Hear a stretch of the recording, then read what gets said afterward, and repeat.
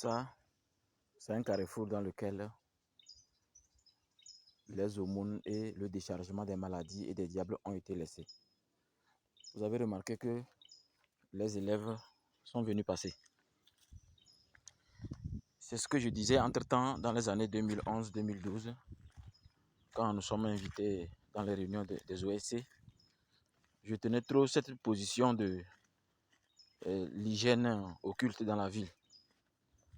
C'est tellement dérangeant que ces personnes qui attendent les appels d'offres faisant toutes sortes de rituels et d'aumônes ont trouvé que je vais être dérangeant avec le temps. Donc ils ont tout fait pour enlever mon email dans les alertes info. Parce que c'est une institution, bon, GIZ bien sûr, qui nous fait appel dans ces genres de réunions pour que nous venions pour donner nos avis et nos recommandations sur, selon nous, comment la ville de Socodé va être propre. Quand les élèves traversent dans ce genre de choses, et ils sont jeunes, ils ne comprennent pas certaines choses. Leur aura va entacher.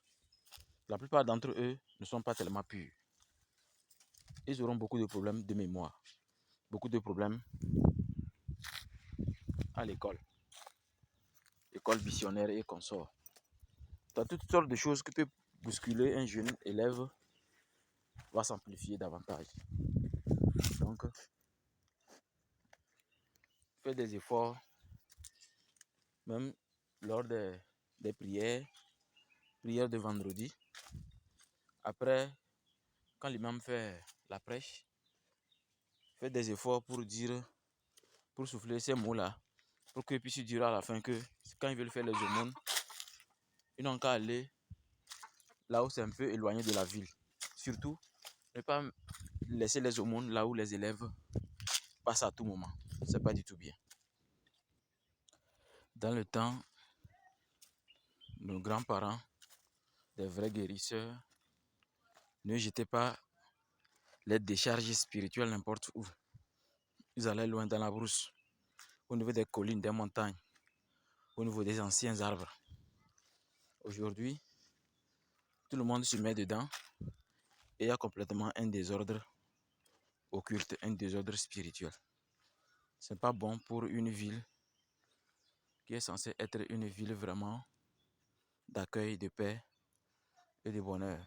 Et surtout, une ville exemplaire. Donc revoyez cela afin que partout où les élèves passent, que les élèves ne traversent pas ces aumônes et ces décharges spirituelles appelées communément Sarah. C'est pas bon. Et entre griffes,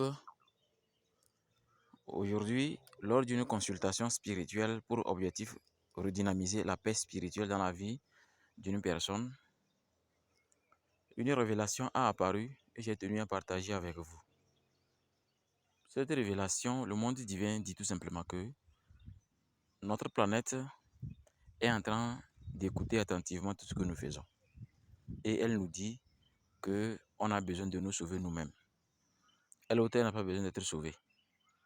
Que même si nous déclenchons sur les 5 continents chaque bombe atomique, elle va exister. Mais les êtres humains vont disparaître. Donc de faire des efforts, puisque beaucoup de pays ont tenté de négocier la paix entre l'Ukraine et la Russie, cela n'a pas marché parce que nous le savons tous bien. Et Joe Biden pouvait tout simplement prendre le téléphone, appeler l'OTAN et les choses se calment. Mais ils ont préféré dire que non, ils veulent gagner à tout prix. Donc,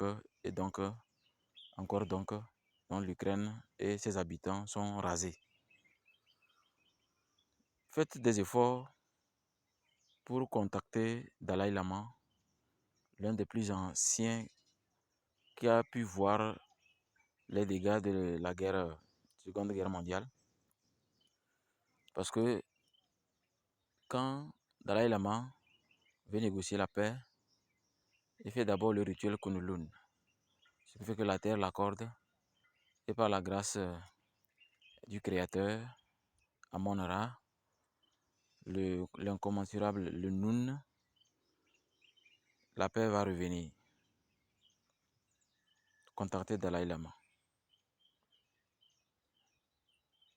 Eh bien, on nous a simplement confirmé que Poutine a déjà contacté Dalai Lama. Ils ont entamé tout. Mais Zelensky a refusé ce côté diplomatique. Vous le savez, du moment où c'est Poutine qui a commencé déjà, pour lui c'est comme une manipulation. Il n'a pas accepté. Donc aujourd'hui, c'est Zelensky qui n'accepte pas que la paix soit négociée entre eux à travers Dalai Lama. Pourtant, le gars a fait ses preuves. Il a montré à quel point la violence n'a jamais résolu un problème sur Terre. Si vous utilisez la violence pour instaurer la paix, cette paix est éphémère. Parce que la véritable paix, elle commence dans le cœur. Et ensuite, la nature ne fait que obéir. Donc faisons des efforts. Dans les jours à venir, ce côté diplomatique qui n'a pas été rendu public sera rendu public. Et vous saurez que Dalai Lama a fait ce qu'il pouvait. Mais ce n'est pas encore trop tard. Certaines personnes, comme les anciens secrétaires généraux de l'ONU, surtout ceux qui sont les Africains, la plupart sont des Africains, s'ils se mettent au travail, ça va aller. Une personne de la peau noire qui se met au travail, dans ce sens, ça va aller. Mais si c'est une personne de la peau blanche, ils auront toujours le désir d'écraser. Pas au sens propre, au sens littéral. Prions ensemble que le ciel et la terre nous donnent les forces nécessaires pour que la paix revienne dans la vie des habitants de l'Ukraine. Que les bénédictions divines demandent de nos ancêtres que l'incommensurable Utep Achip Sut Nacham Suho Netune Jeb Amonara Jezer.